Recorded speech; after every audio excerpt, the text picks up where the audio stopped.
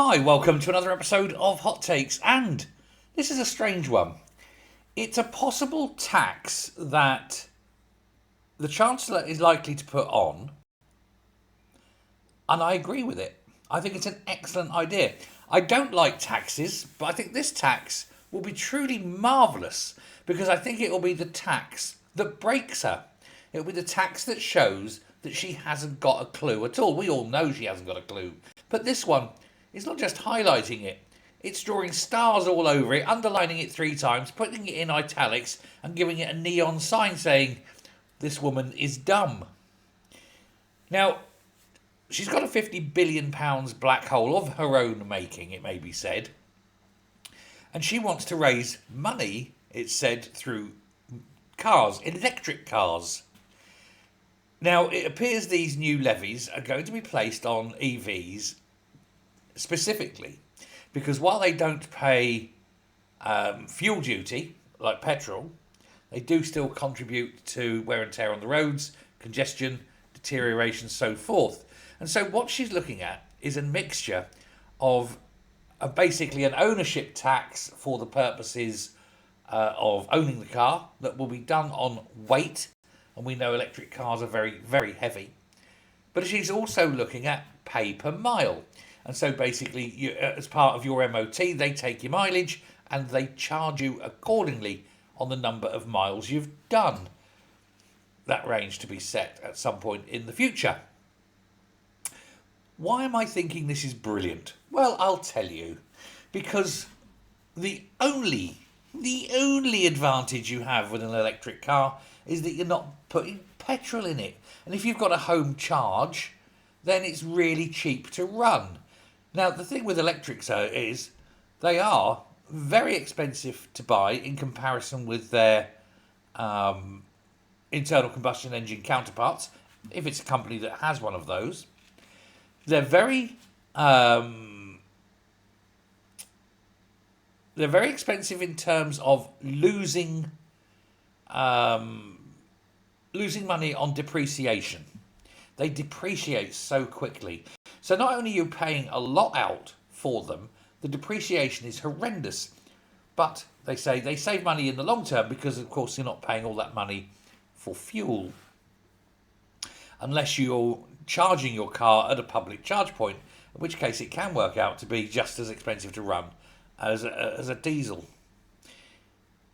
If, however, these taxes come in based on the weight of your car and your mileage, electric vehicles could end up costing more to run than normal internal combustion engines. And when that happens, the only reason for buying them has gone. And so nobody will buy them. Nobody will buy electric cars. And she will have finally destroyed the electric car dream. This, of course, will cause ructions within the Labour Party.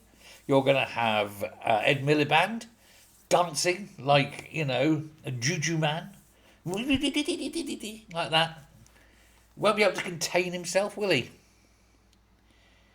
Bacon sandwiches will be munched at furious rates. There will be chaos reigning supreme within the Labour Party.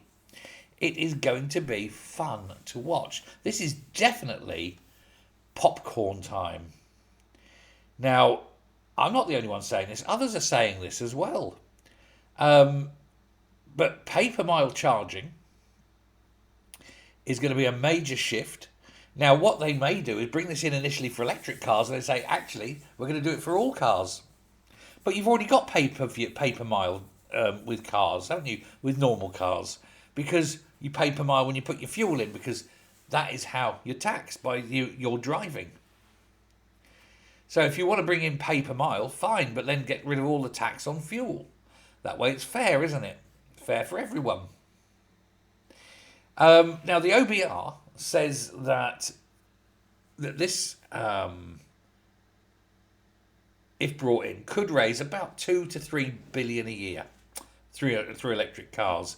Currently, fuel duties raise about 24 billion.